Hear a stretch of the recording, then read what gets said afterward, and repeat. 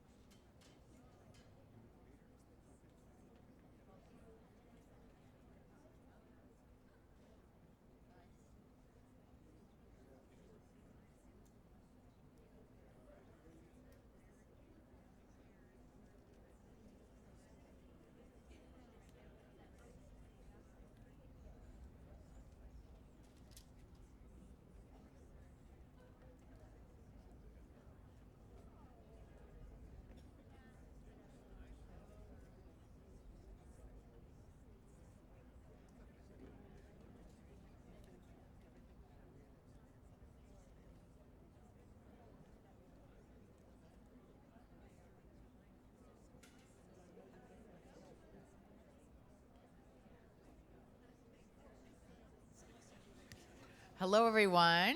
It's so great to see you. I don't know if you like our new setup. It was a little bit ad hoc, but I kind of like it. So it has like a kind of the casual feel of like a cabaret. I don't know. Anyway, this is what's no, but it is, and it's really wonderful to see some of our faces that we see at a lot of our adult ed and some new faces as well. We're really glad you're here. We're going to make sure we get to know you a little bit, but we're going to start with the conversation first and then have a little sharing moment, and then I promise we'll have some time for Q&A. I'll also just announce that we did buy a bunch of books that we can't officially sell just because of the way taxes work, but if you want to take a book and make a donation, you can do that. And if we somehow run out of books, we do have a way that you can purchase, or we'll be happy to take your name and make a second order and deliver them to you. And Rabbi Strassfeld has been kind enough to say he will sign books at the end of our talk as well. So hopefully you'll get a chance to do that. So I'm really so thrilled to be in conversation not about a topic that I love, not just Judaism, but actually how we really think differently about Judaism and why we're in it. And to be able to be in this conversation was sort of like, I think, the manifesto of Rabbi Strassfeld's life with Judaism Disrupted. And I think I'm not going to give you the whole bio, but you could look it up, but he has been a master educator, came from a strong traditional Jewish background with like real yeshivish learning, and then became an educator, ultimately decided at a slightly later age, 41, kind of like Rabbi Akiva, that he wanted to become a rabbi, and then was the rabbi at the Society for the Advancement of Judaism, kind of the flagship ethical culture Jewish congregation in New York, but also just a great Upper West Side Jewish institution. And you probably, many of you might also know him as the author 50 years ago, or co-editor of the Jewish catalog. And I love Jill Grossmarks here in the front row, brought her a copy from 1974. So this was a watershed book that really kind of changed the way that many Jews experienced and did Jewish life. It's the 50th anniversary this year. We'll get to a question about that, but you might have some as well. But it really was like a do-it-yourself manual for Judaism, and he was a leader in kind of the Havarah movement that helped people actually live that out in their lives as well. So, and now we're in a different chapter. So I just want to start by saying how much I enjoyed the book, and it wasn't just because I felt like over and over as I was reading it, I was like nodding along vigorously. I was like, yes, that's exactly right. That's it. And so it really felt that you were articulating something about what this moment needs that I found really powerful. The book is rich with texts, and it's with a sort of strategic vision of what Judaism should be about and how we might engage, which ultimately is about a life of meaning and service. If I were to give a thumbnail sketch of like where we are, we could say that Judaism 1.0 is biblical Judaism. You know, sacrificing animals, highly agricultural, festivals, sort of like a very kind of different kind of religion. After the destruction of the temple, that was a massive disruption, and we would say that was Judaism 2.0, which is a rabbinic Judaism, with the Judaism focused not on sacrifice but on prayer, and on study, on debate, on a very different kind of intellectual experience. That was Judaism 2.0. And we could argue that we have basically been in Judaism 3.0 since the Enlightenment. And since the Enlightenment, there was a different way that we had to think rationally about Judaism. There was a different level of choice. And technology and modernity, and maybe most of all, an emphasis on the individual, which was very different than kind of feeling that your obligation was to the community in a different way. So with these challenges that modernity and enlightenment and technology and individualism presented, I think that the modern movements have all been an attempt to address the challenges of Judaism 3.0, but your book is sort of arguing that it's time to disrupt that once more. So I would maybe just start with the simple question, why the name of the title of this book, Judaism Disrupted? What are you disrupting, and what are you hoping to accomplish? Why was that what you decided to call this book? And just before I answer, I want to thank you for this opportunity to really have a conversation with you and with everybody who's here. So thank you for coming, and let's begin. I like the structure you set out of the 1.0, the 2.0.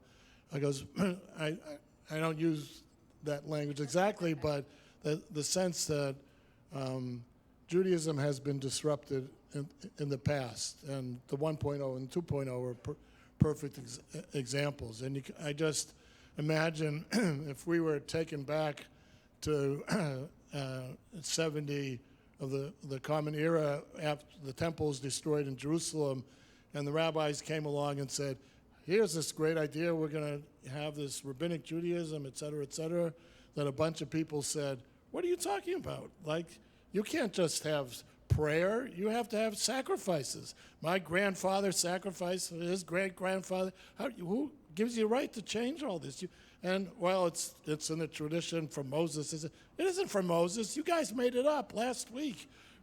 So, like, what's going on here, right? So that ongoing challenge, which I think has been part of, ultimately in some ways part of the strength of Judaism, is to continue to be engaged in the world and as a minority being engaged with the world around us, and trying to figure out constantly, is this something that would be useful to bring into Judaism, would enhance, would improve, or is this something that really doesn't belong and is counter our values or counter the way we look at the world? And I would say that the modern world is a particularly disruptive situation, and that it's constantly been, it isn't just like the temple, that's gone, no more, we have to figure something out, but it's a continuing unfolding. And I would say that even before October, even of this year, even before COVID, that we've seen just in our lifetimes a great deal of disruption. And so the question is ultimately how to respond. And I talk about Manifesto for the 21st Century because I think the responses that perhaps were really working in the 20th century and before that, I think many of them are no longer working as the world has continued to change. And so the word disrupted, I think has, for me, two meanings. One is we live in a very disruptive times, and we need to respond to that. But I also fundamentally believe that part of the genius of Judaism in all those times and currently is that Judaism is meant to be disruptive. It's meant to make us pay attention. And I'm sure many of you were just at a Passover Seder, and the Seder is a perfect example of what Judaism is supposed to be, which is encourage questions, take these symbols, think about the Jewish past, but think about it as though it's alive in the present, right? So the most remarkable line in the Passover Haggadah that says, the text for the Seder is, you should see that God took you out of Egypt, not your ancestors, you yourself. That's how you should see this moment. It's not just a moment to looking back to the past, but it's a moment where the past is living in the present and should deeply affect our lives. So that's one answer. I love that, and I think that you're kind of hinting at the answer to the next question, which I'm going to give you more time to respond to, which is that we talked about this book, which is in its 50th anniversary, the Jewish Catalog, as a kind of a guidebook to the how-to of Judaism, because it really did say, here's how you can build a sukkah on your own. Here's how you can celebrate these holidays, with your friends, and you don't have to do it in synagogue. You can kind of do this on your own. And so it was the how-to. And you described Judaism Disrupted as the why. Why do this at all? And I think in particular, that's a question that only was possible post-Enlightenment. Because before that, you really didn't have a choice to not be a Jew. Before that, you were Jewish and you might not have liked it pretty much, but you were pretty much in it. Now it really feels, especially now that it is much more of a choice to choose it. So we have to make a case for why. So you started to hint at that with your last answer, but I'd love to give you a chance to say, why Judaism? Why choose this? Why do it? Right. So you're absolutely right that if the question in the catalog was how to, and the subtitle was a do-it-yourself kit, it was really encouraging people to not just here's the information, but saying that if Judaism is to be vibrant, you really have to do it yourself. You have to participate yourself. And that was the important message of the catalog, which I think reverberated in the Jewish community of those days and really helped shift, particularly American Jewish life, but Jewish life in the direction of participation. And I think now that, as you said, the question is why. I had actually thought about calling the book Judaism, Why Bother? Because I thought people walking by the book in a bookstore would, that's kind of, wonder what that's about. But I didn't. It might have been a mistake, but it's not my style. I think something happened to my wife, Joy Levitt, who's also a rabbi and is here. I meant to say that was a very important part of the bio. I'm sorry I left that out, Joy. This happened to us after the book came out, but it's a story I like to tell because I think it helps answers this question. We were invited to a panel in Soho, downtown, of Jewish artists who were going to be talking about their art and their Judaism. And so we went. The place was, by far, we were much older than everybody that was there. And there was, 6 artists who were going to introduce themselves at the beginning and talk a little bit about their art. And one of the things that's striking as you hear the story is these were all people who defined their art as there was a Jewish element to it. And it wasn't they were making Judaica. They weren't making Kiddush cups, etc. They were painters, sculptors, and they thought of their art as having some element of Judaism. That's why they defined themselves as Jewish artists. And as they introduced themselves, they talked about their work, and then one person said, "Well, I guess you could call me a good Jew." And then the next person talked about their art and said, "Well, I guess you could call me a mediocre Jew." And then the gallery owner, who was also Jewish, of course, and young, jumped in and said, well, I guess you can call me a bad Jew.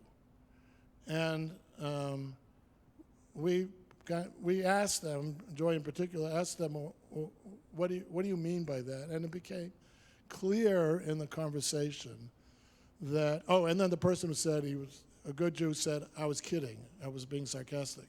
So it became clear that they understood what a good Jew means is someone who goes to synagogue regularly, someone who keeps kosher, the dietary laws, observes the holidays, et cetera, et cetera. And they didn't do any of those things. They didn't know how to do any of those things. They weren't particularly interested in those things. And therefore, they looked upon the synagogue and the organized Jewish world as the world of the good Jews, and they didn't belong in that world. And I think they thought they wouldn't be welcomed in that world, which I don't think is true, but that's what they thought. And they thought that's what it meant to be a good Jew, and therefore they didn't do those things, and therefore they're mediocre or a bad Jew. And I like telling that story because I think it summarizes the challenge that we face, which is for too many people, they have that definition. They think that's what it means to be a good Jew is to do what I like to call the Jewishly Jewish things. That is, the things that only Jews do, right? Nobody else keeps kosher, nobody else goes to synagogue, et cetera. Nobody else thinks it's the new year of the whole world on Rosh Hashanah. Only Jews think, the world was created that day, right? So that's what it means to be But a Michael, Jew. this conception enables them to feel a very important Jewish feeling, which is Jewish guilt. Yes. Right? No, but I am always Right. struck by how many Jews feel like they are Right. bad Jews, and define it exactly as you say, by the religiousness. And by the way, it comes also with even the good Jews that are in synagogue, like a bar bat mitzvah. I'll say, so what does it mean to become a Jewish adult? And they'll say, I have to fast on Yom Kippur, or I'm supposed to light Shabbat candles. And I say, those are great things to do, but that's not actually at the core probably of what it means for you to lead a good Jewish life as a good Jew. And so even affiliated Jews have a lot of Yes. guilt around this. No, I think, right. A lot of affiliated Jews think I'm not as, religious, observant, whatever word they use, as other people in my synagogue, and certainly the people that go to that other synagogue, which is more, it's the, more traditional or more this or more that, whatever. And that is the category mistake. To think that what Judaism is about is to be Jewish. And what I propose in the book is that what Judaism is about is to take the most precious gift that we've each been given, which is our lives, and with the practices and the wisdom of the Jewish tradition, one of the oldest extant wisdom traditions in our world, to take those wisdom and practices and to live our life with meaning and purpose. And so ultimately, what it means to be a Jew or a good Jew is to be a mensch, or I would say, because for me, religious life is an important piece of it, to be a spiritual mensch, someone who is a good person and is engaged in spirituality, a sense that there's something larger than myself in the world. And the book is an attempt to lay out 11 core principles and a variety of practices, some traditional that I've reworked to give new meaning, some new practices as a means of helping us, as I say, take our lives and live them with meaning and purpose. I love that. And you actually asked, it said, our central questions today, And I think these are questions that we should be asking as a spiritual community. I think they're good, challenging questions for me as a rabbi at Central. The questions should be, how can we help you create a meaningful Jewish life? How can we be a sustaining community to you? How can we be a setting that assists you in your inner spiritual work? And how can we help you live a life committed to social justice? So there's a real sense that this is not just none of those questions are about how can we get you to light more Shabbat candles. I mean, even though that can be one of the tools that helps you lead a more spiritual life. But actually the ultimate question is how this leads you to meaning, to service of others, and tikkun olam, to a deeper spiritual sense and, you know, more meaningful life. So I think this is one of those places where I was nodding very heavily with you. I feel very deeply that that's what it's about. It's not about sustaining Judaism just for its own sake, but for what Judaism can bring to our lives, to our families, to our communities, to the larger world. That's really what we're in service of, is something much bigger than ourselves in that way. But in order for it to speak to us, it has to be in a language, in a genre that we understand. There is a way that our people 3,000 years ago, when they were agricultural and living with their animals, what was meaningful and would bring spiritual sustenance, if they were even thinking that way, was something completely different. So you argue for something called Minhag America. Minhag is a custom. And if you think about the minhagim, it's different than laws. It's really customs that arise. And they are usually specific to particular communities and places and cultures that you're embedded in. And you argue for a Minhag America, which would be egalitarian, LGBTQ friendly, social justice focused, non-ascetic, and filled with choice. I love that. I think that that's a Judaism, and I would argue that is in many ways the way we think of Reconstructionist and Reform Judaism today. Is this a disruption from the way Judaism has functioned, or would you argue that wherever Jews have been, they create their minhag, minhag Poland, minhag Morocco, minhag Israeli, 25 different minhags over there, I don't know. Yeah, well, I think that's an important point in the sense that I think we often think, and certainly some elements in Orthodoxy claim, right, that this is the way Judaism has been, and it's always been this way. Nothing substantial changes, and I think liberal Jews and liberal scholars don't agree. They see that no, things have changed over time. Sometimes there were relatively small changes, and then there were moments of real disruption, like the destruction of the temple, which were really radical changes. So some of this is to have a better sense of the historical truth that, as you said, biblical Jews living with animals, Jews living in the Middle Ages, it was a very different society. And we live in a very different society, and talk about an open society. It's a very different society. And as you alluded to, basically in the Middle Ages, you didn't have a choice. You were Jewish. There was no such thing as secular, right? You were either Jewish, or you were Christian, or you were Muslim. There was no other. There was no none of the above categories.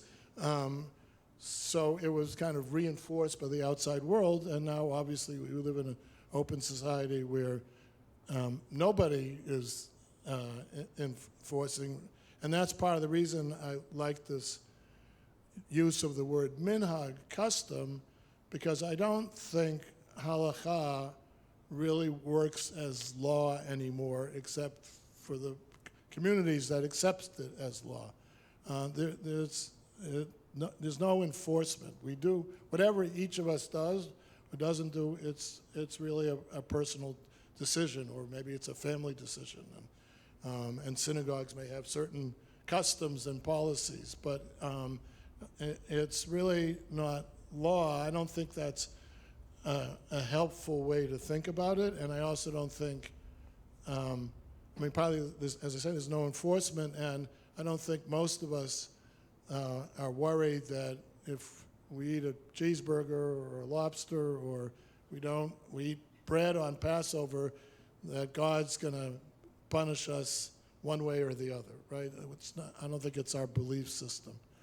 And so I like the word minhag, custom, and I also use the word practice a lot because I want to, okay, if there's no real sense of obligation, I still want to have some sense of internal obligation. That I want to, whatever it is, I want to have some Shabbat observance because it's important to me, and it's my practice, and I like that language of practice.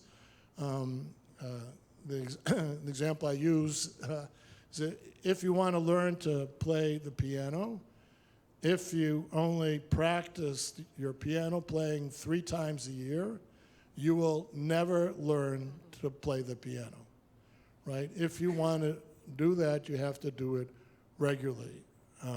And I don't want to say Judaism is like practical, like you should do it because it will make you happy and healthy, or like you should go to the gym and exercise. Same thing, if you only exercise twice a year, don't bother, right?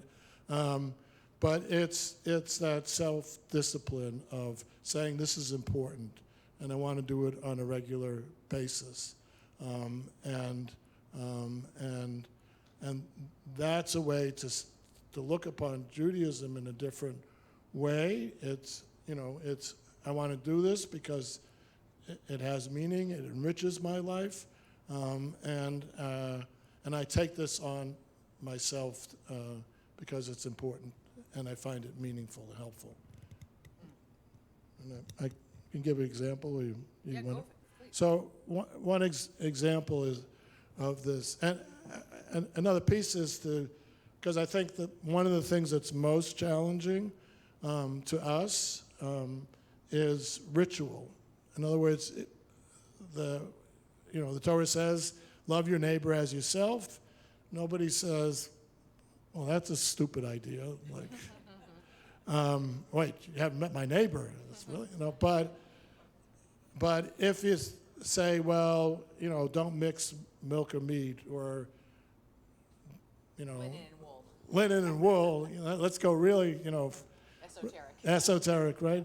All those things say, I don't know, I don't know. Like, it doesn't seem to be related to anything that's important to my life, right? Like being kind to people, giving tzedakah, giving charity. Like, you give more, you give less, but nobody says, no, that's a bad idea, right? So I want to suggest that we transform ritual into awareness practice, to use some language from contemporary spirituality, right? It's to bring our awareness, to make us pay attention to things in life that we just take for granted, or they're just there, right? You don't notice the tree outside, it's just there, right? So here's an example. So I'm sure many of you have a mezuzah, a little thing, box, whatever, on your door, on your front door, or maybe another doors in your house, and at some point, perhaps, at the beginning when you moved, maybe you hung it up. In New York, most of the time you end up moving to an apartment that already has one and painted over many times, but so you don't have to do anything. So I think for most people, the mezuzah has become like wallpaper. Like it's just something that's there that you don't notice. So I suggest, what if, as a practice in the morning, as you're about to leave your house or your apartment, that you take a moment and you pause in your doorway by your mezuzah, and have the intention, have the awareness that you want to take with you spiritual awareness into your day. So just to go back to the tree, we all, or many of us, live in Manhattan, or certainly in the city, I would guess, and it's really easy to not see nature here because mostly you see buildings and cars. So you could take with you, my intention for today is when I'm walking, going wherever I'm going, to pay attention to nature, just to notice it, and to take that as my intention for the day. Or you could, I know I have this difficult meeting this afternoon, and I want to take with me into that meeting an extra measure of patience. And I hope that if I can remember that intention, that I could be better in that meeting, and maybe the meeting would be better for it. So it's a simple ritual. It takes only a minute, right? To remember to take your keys and your cell phone and your intention for the day. And it's, takes this ritual, which seems disconnected from anything and kind of invisible, to have some intention. And, often you won't remember, or, you won't remember it during the day, but there could be times where it feels like, oh, yeah, that's good. It made a little difference. So that's just an example. I love that.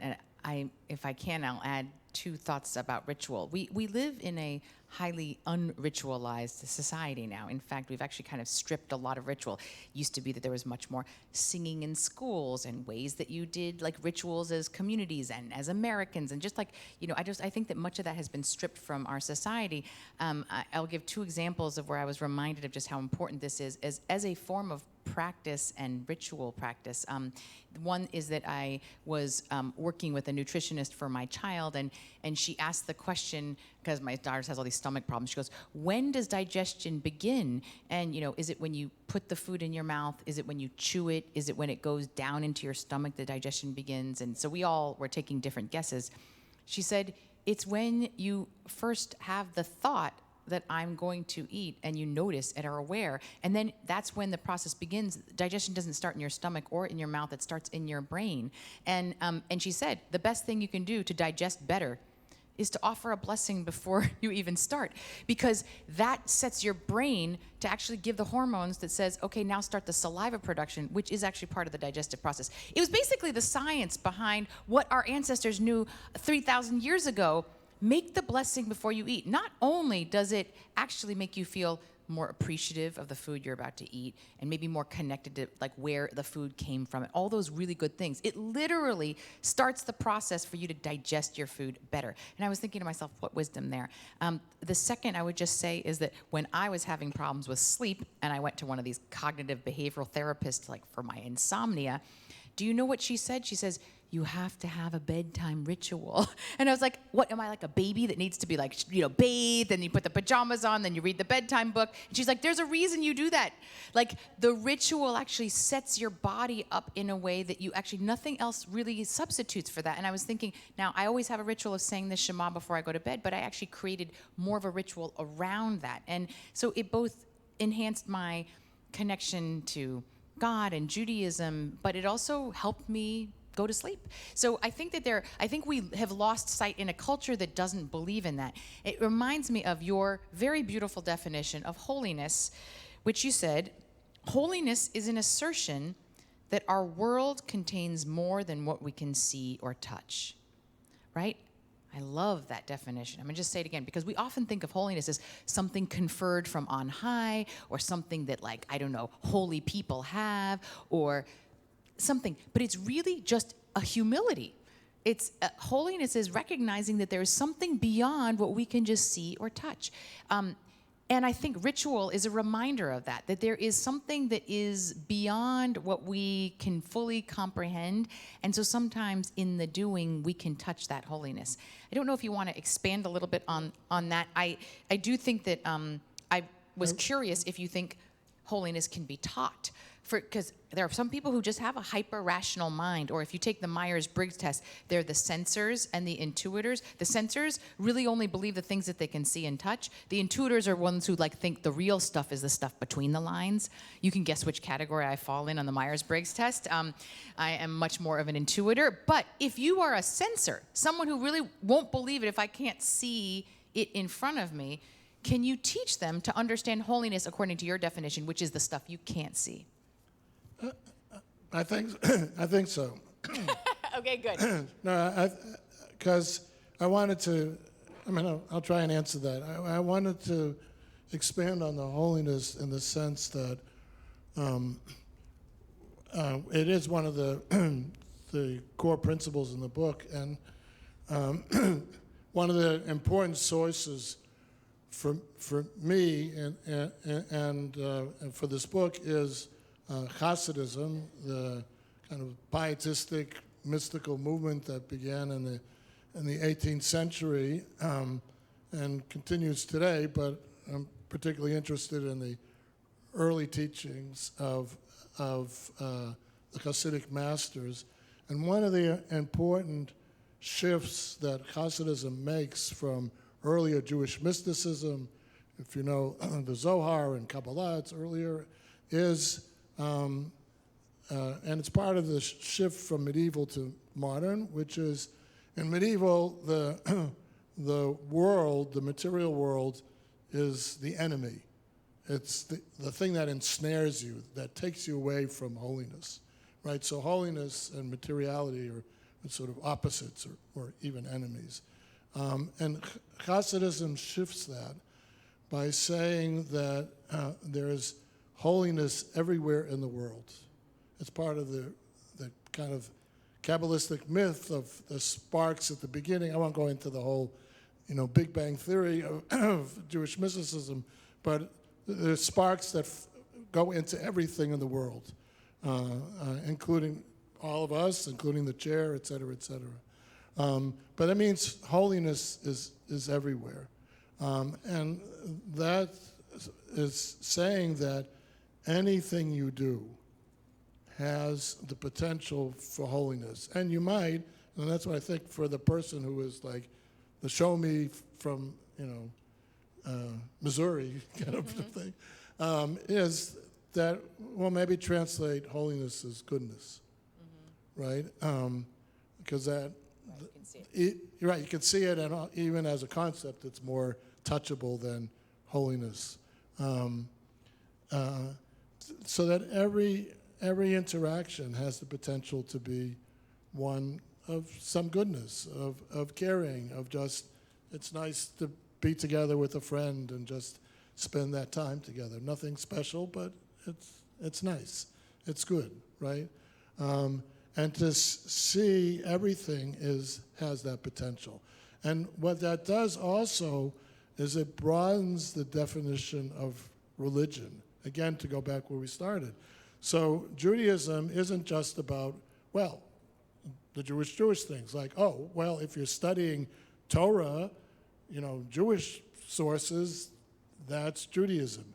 If you're studying something else, that's not, right? Literally in day schools, they'll call Jewish studies, Limudei Kodesh, which means holy studies, and everything else is not. Like math is not Limudei Kodesh, right? So literally they'll say those are holy studies and the rest are not. Right, and they call it Limudei Kol, which Kol is both the word for weekday and the profane. It's just, or the least negative would be say it's just ordinary, right? It's just, so math is just ordinary, right?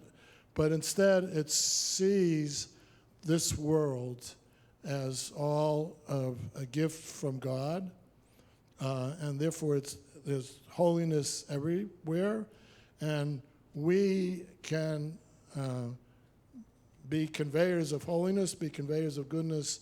We have that choice at any moment.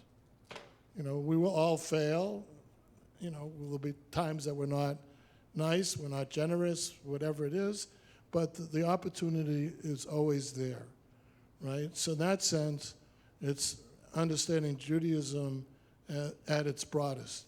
In that sense, it covers everything. It's calling for us to respond in caring and compassionate ways as much as we can.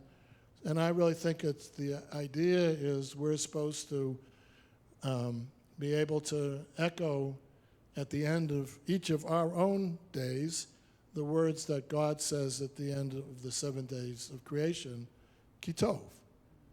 It is good.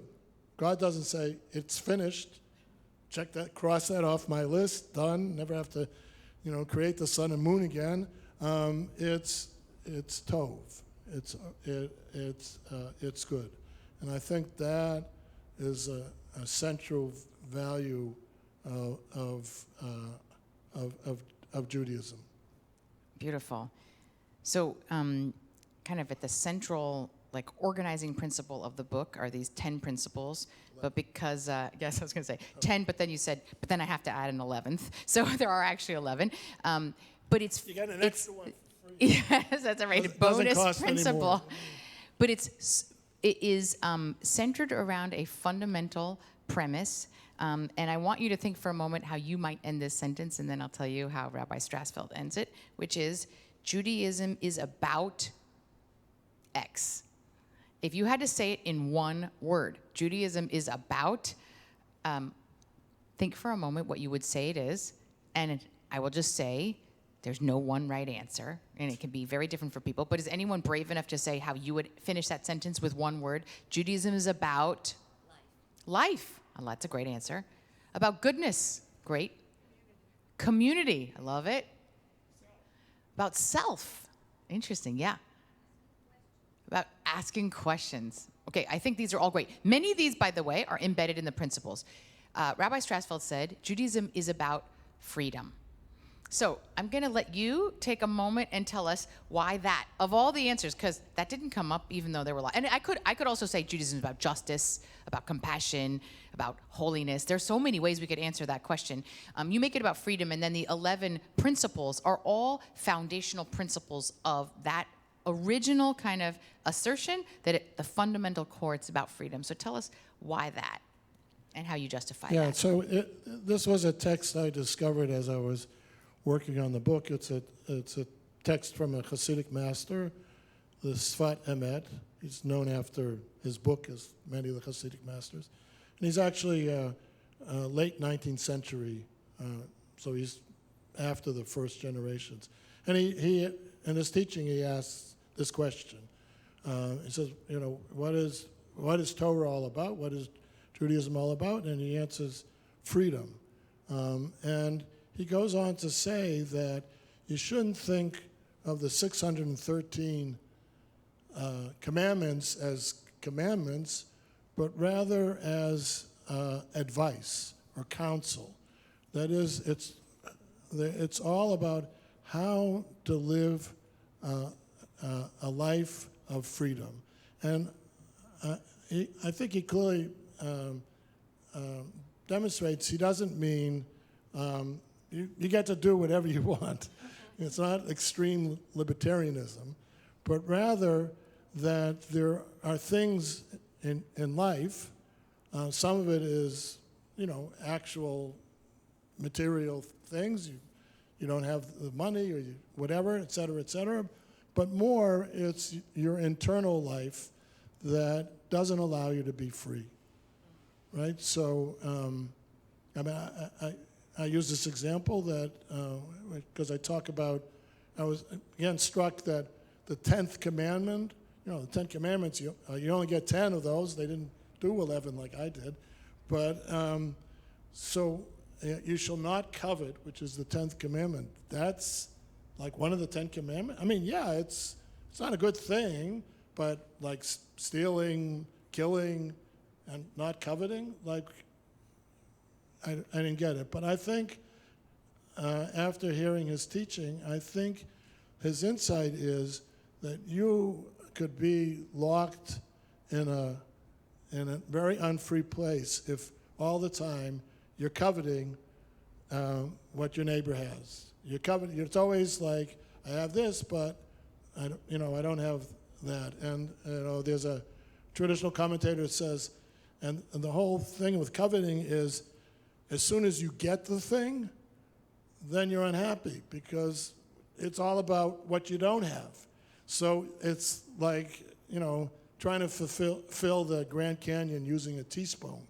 You learn to play the piano faster, only doing it once a year, than filling the Grand Canyon. But so it's what is preventing us from living our life to the fullest. What things get in the way? Is it my anger? Is it my lack of generosity? Is it the coveting? And he is suggesting that these 613 are all about trying to get us to a place of freedom, right? So, and he says specifically, if in the verse it mentions the Exodus, which it does something, so he says, leaving the corners of your field, right? There was these different things that there was, which was basically the system for support for the poor in the agricultural society. There were certain things you would just leave, and anybody could come to the field. Didn't matter that it was you owned the field. No, everybody could come and take. And he says, well, this is supposed to teach you something about just because you own something doesn't mean you own something. That's not the complete definition, right? So in that sense, you own this field, but you have obligations to other people, and therefore, in that sense, part of your field really isn't yours. It's there to help the people who need this, right? So, and he concludes by saying that, and that's why the Exodus from Egypt had to precede Sinai, had to precede Shavuot, which we're coming to, right? Because only if you're free can you receive the Torah and strive to live up to it and try to live a life of freedom. Or let us at least say, being as free as you possibly can be. Beautiful.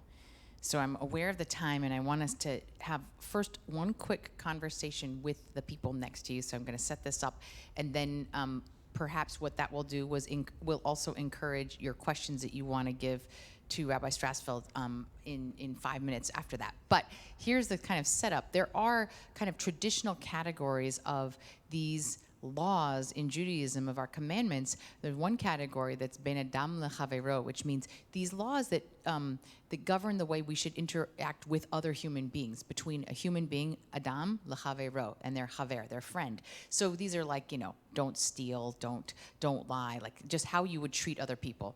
Then there are laws that are ben adam lemakom, which is the idea of between you and God, essentially. These could be, about idolatry, for example, or belief in, in some way defaming God's name or not showing up from Yom Kippur. There's a third category, and I have to admit, until I had this conversation with Rabbi Strassfeld and in this book, I didn't actually really know this was a category. It's not like generally talked about. In general, we usually have these two. And it is bein adam la'atzmo, which is between you and yourself, essentially. So now there are a few that you point to in this book, and maybe you could talk to us about it afterward, but I actually want to throw that out for a short like literally 3 minutes. But think to yourself, if you could think of the kinds of laws that fall in the category of between you and other humans, the things that are between you and God, but what are those ways that actually, the things that govern the way we treat ourselves? And I'm not looking for general traditional categories of Jewish law, but what might be a rule or a law that could be in that category. So can I invite you to just turn to one or two people next to you, and I'm going to give you 2 minutes. Please introduce yourself if you don't know each other. In fact, it'd be better if you talk to someone you don't know. Say your name, and maybe just discuss for a couple minutes.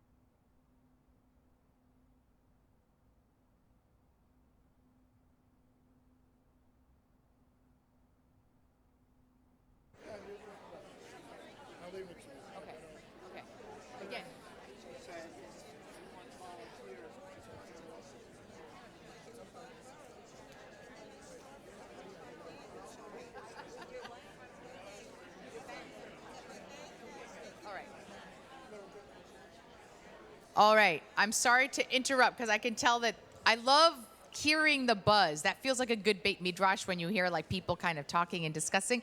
Is there anyone open to sharing maybe one thought that they had of an example of a law between you and yourself, or how you might treat yourself? Again, I don't even know any of the laws in this category, so you can't say you're wrong about them. But yes, we have. Oh, great, please, Robert.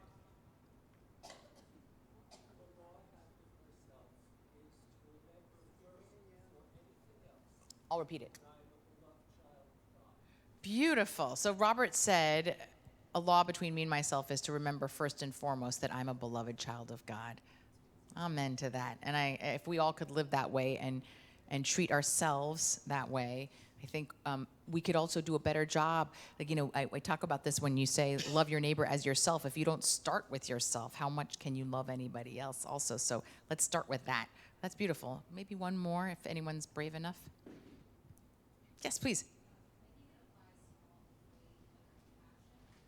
Compassion. So that's beautiful. Sometimes it's a lot easier to give compassion to other people and maybe say, God, it's not your fault, than it is to give that compassion to ourselves. That's a beautiful virtue. I think it's, one of the challenges of high holidays, right, is to, there's a reading I often use about self-compassion, right? It's, we're, in the liturgy, we're asking God to, don't judge us harshly, be forgiving. But, and there's a challenge to us also to be forgiving to our annoying neighbors, right? But it's also to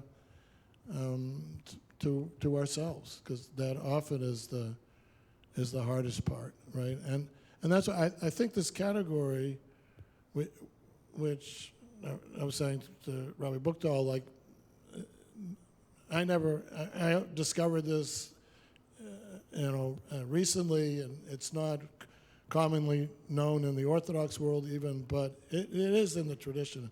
I didn't make it up one day. I wish I had, but I didn't make it up. But I think it's both very, for me, it says, there's three foci for our spiritual life. One is God, or the universe, whichever language speaks to you more. One is the interpersonal, and one is really the interior, right? And ultimately, right, just using the coveting, like, you could be a really unhappy person who lives in the land of permanent dissatisfaction, right? And even if you didn't take it out on everybody you live with, you're completely lost, right? And you're not free, to use the Swat Emet's teaching, right? So, and I think it's very modern in its sensibility that's it's very Freud psychologically attuned. That's the world we live in, that's also something to pay a lot of attention to. And they all interact with each other. I think I realized just in this talk today that the reason I agree so much is I share your neo-Hassidism. I think that there's a beautiful way that you're reading this text through your deep Hasidic understanding, and I think it does privilege the sense that that's important enough to look at the interior.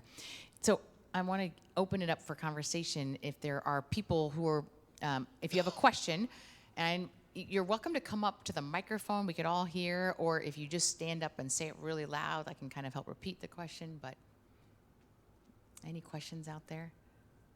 Yes, please. Since you're close, I'm going to give you the mic. My name is Glenda. I've been coming here on and off for many years, and I love this shul, and I love this rabbi. And I just wanted to say, I have a question and an opinion. The question is, when you were talking about the food, to say the prayer before you eat the food. See, I've been doing it maybe all wrong. That's what I want to know. I eat the meal, but then right after I eat the meal, I thank God I take a long time thanking him for everything I just ate, and I just really appreciate even any morsel I ate. But I don't do it before, I do it after. So am I doing it all wrong? I can say no, but go And ahead. the answer is no, you're not doing it. And the truth is, I mean, traditionally there's a blessing to say before and a blessing afterwards. And I don't know if you're alluding to the Birkat HaMazon, the grace after meals, which is a long blessing. But I talk about in the book that there's a verse in Deuteronomy that you should eat and you should bless and you should be satisfied. And so I suggest that satisfaction is related to coveting, is, it's the opposite of coveting, is also a spiritual quality that you want to try and work on and acquire. In some ways, I think to come at the end of a meal, to come to a place of satisfaction is just as important as the gratitude, or I might argue it's even more important, right? It's because, it's a really different way to leave the table, and because it's a really important quality to cultivate. So if you have that moment of satisfaction, maybe you'll be satisfied at other moments, right? And there's a traditional teaching who is a person who is rich, someone who is sameach b'chalko, someone who is happy with what they have, right? And you could hear that as kind of ascetic, like, oh, don't, but I don't think so. And I want to say, I don't think the Sfat Emet was saying don't have too many things, right? It's not about quantity. It's about your sense of freedom and your sense of I'm happy with what I have, right? That's a better place to live than in the land of dissatisfaction. Sure. Sarah's got a microphone. I think we see. Thank you, Rabbi. Two rabbis, right? My question is this. We discussed the possibility that maybe women take less care of themselves than men. Because, one of the reasons, I think, is that we are used to, we see our mothers act a certain way. They're in the kitchen taking care of everybody. My question is, we know as a fact that most of the people who wrote, those who wrote the Bible and the Talmud and the rest of it were mostly men. Not too many women wrote these laws. And maybe we should add another to the 10 Commandments, take care of yourself. I think that's a good idea. I'm into that. Right, look, and I think that's part of the opportunity of our time is to really add to the Torah the voices and teachings and experience of people who have basically been excluded from being partners and being part of this. I think that's a real opportunity that the community has given to itself, and it's still being composed and written, and I think it goes all the way back to the beginning of the conversation that the Torah changes, and the truth is the Torah we've inherited is really incomplete in many ways, but certainly, there's, half the voices are not really in that Torah. I don't know if you know, but we had a concert here just a few months ago of the Torah Ta project, which was, and thank you so much, Sarah. She's reminding me that we actually have artwork, which are projections of Torah Ta, which is a regendered Torah in which all the male characters are female, and of course, because the language is gendered, it's not just people, but it's like animals and trees and everything that is flipped, and it really is just a tool for kind of rethinking things, and I think it's another form of disruption, right? And I actually think that I appreciate very much this idea that Judaism has had continued disruptions, and I think that's part of the genius of Judaism, is that we're actually able to take these disruptions as opportunities to shift the language for more meaning for the moment that we are in. Yeah. Is there another one more? All right, well, then I get to ask the $100 million question, which is, if someone just, by the way, I don't know if you know, post-October 7th in particular, people are all looking for the magic bullet that's going to save Jewish life. It's sort of like, and there are a lot of people who are like, I want to fund the thing that's going to be the thing that saves Jewish life. So you're offering a challenge for disrupting Judaism. If someone said to you, I'll give you the $100 million, or just, the kind of the unlimited amount, is there something that you think would be the thing that would help really disrupt Judaism for this moment? I think some of it is that there are a lot of people doing interesting things in the Jewish world, and I wonder whether we have found a way to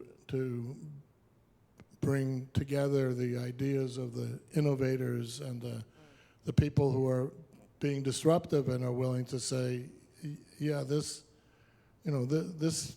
we can continue doing this way, but that's not our experience, that's successful, right? And if you look at broadly at the Jewish community, of course there are some very vibrant places, including the synagogue we're sitting in. But overall, all the numbers show that things are in decline. And so we really have to ask ourselves why and what we can do about it. And I think, there's a kind of interesting development in my lifetime where, federations initially were formed.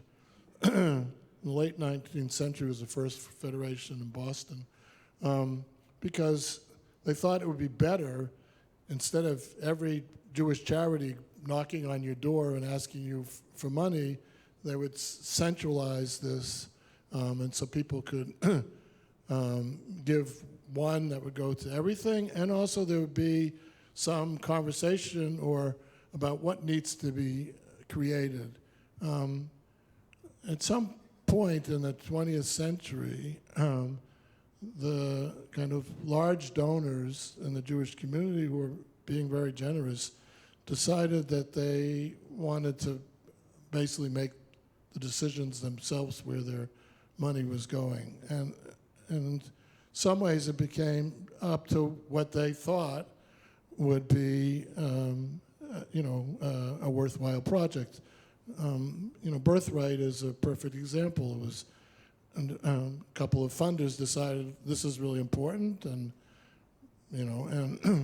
it's debated whether it was as successful as some people think. But leaving that aside, I think what in some ways is necessary is the funders and the federations and the innovators need to be in conversation with each other, and do it in a thoughtful way, and understand that too often I think that some of the funders are looking for instant results, and that almost never occurs. So you need a commitment over time. You need a commitment to to evaluate what you're doing rather than just keep on going the same way.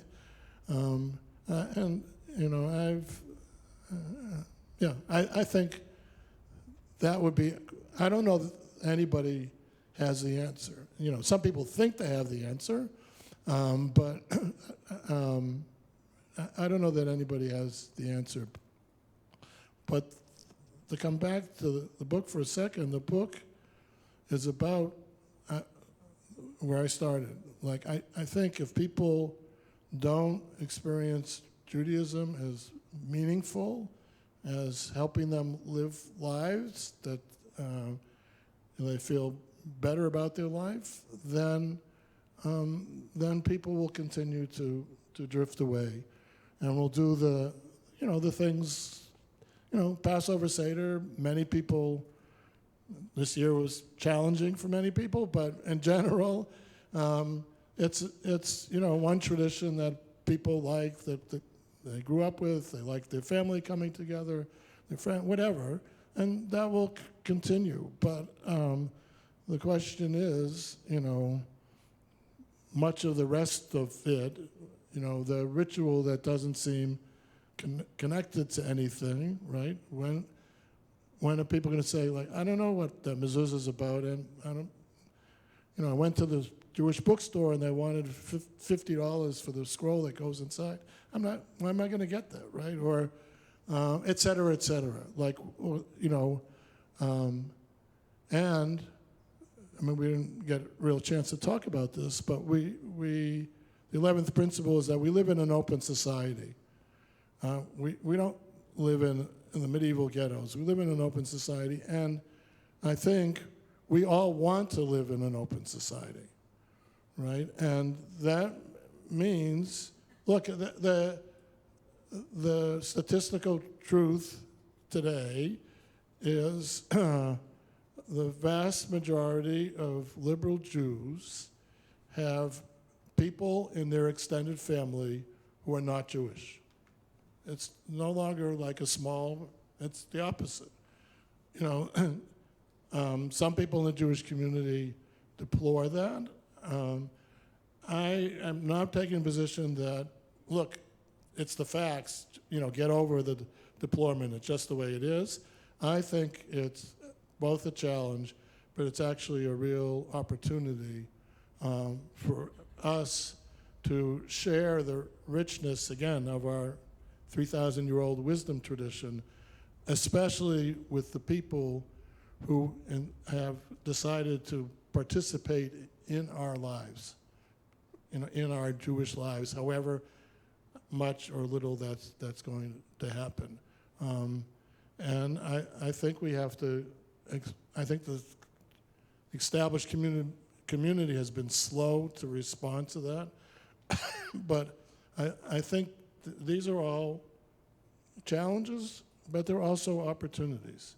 And I think we need to challenge ourselves and try and structure some way to, as I say, at least get the innovators together with the funders, but really with this in mind, that what we're trying to create is a Judaism that's deeply meaningful. And I could be wrong, but I think if people experience Judaism as deeply meaningful, then they would want to be part of Jewish life in a variety of different ways. Maybe not go to the synagogue every week or whatever, but I think they would want to be part of this. And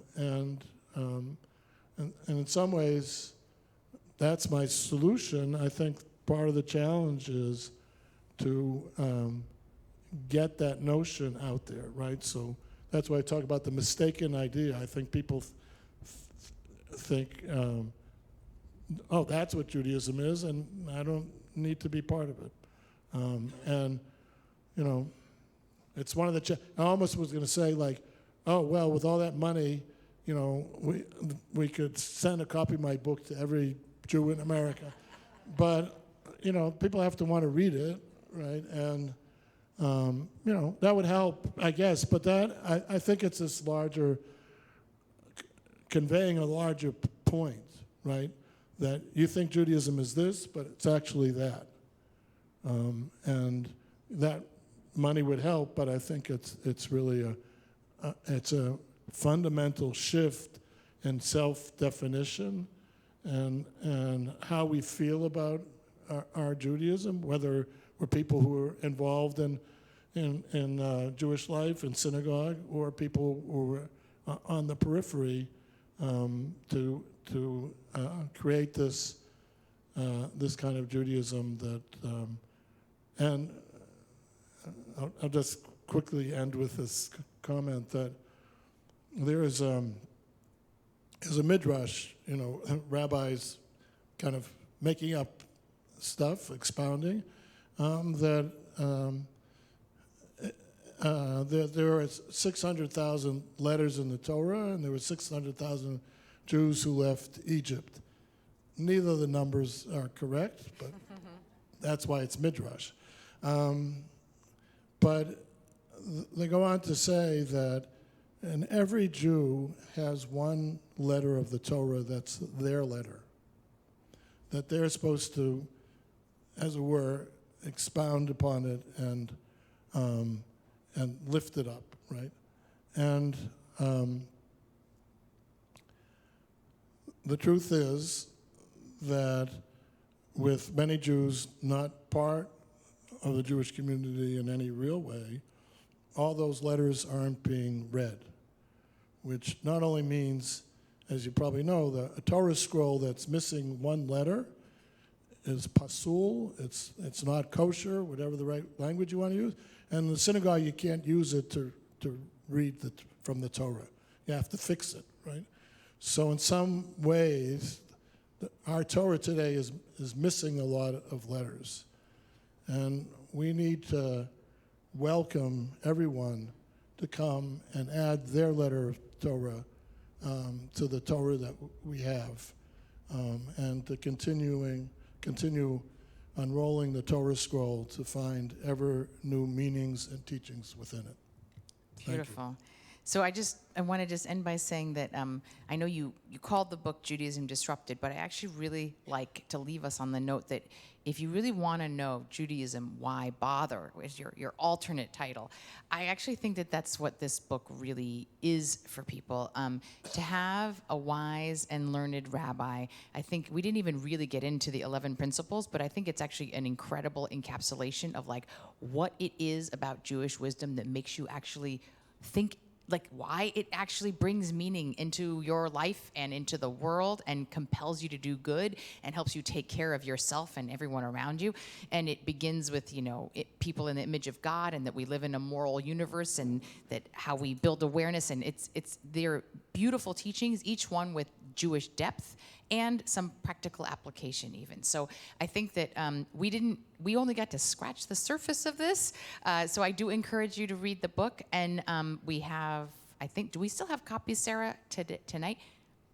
We have a handful of copies. We have a handful of copies left, and we can order more. And you can we'll also give you the card to purchase if you have your book here or just bought one.